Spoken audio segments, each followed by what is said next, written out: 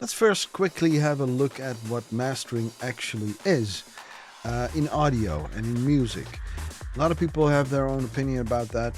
From my point of view as a former mastering engineer, albeit a long time ago, is that mastering at the most basic level is getting audio or music ready to be published.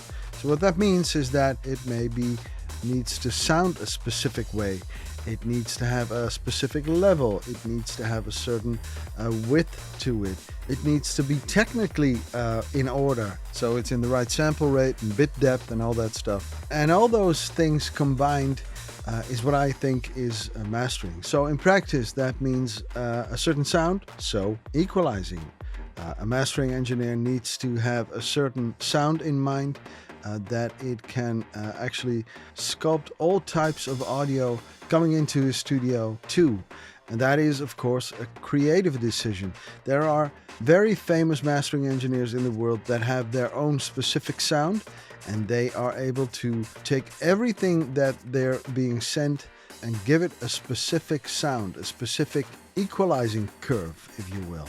That is actually what is also happening inside the mastering assistant, but we'll get to that later. Let's say that somebody sends in a typical digital DAW in the box master, but wants it to get some extra life, an analog injection, if you will. And all that stuff is what is considered mastering.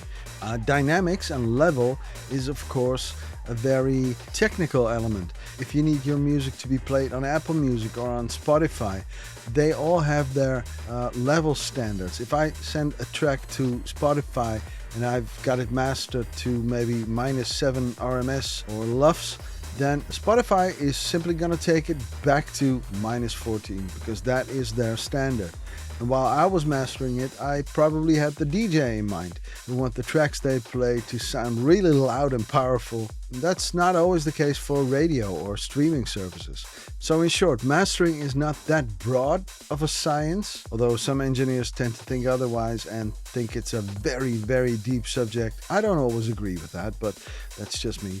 And here is Mastering Assistant in Logic Pro. Now let's dive into this and see what it can do for us.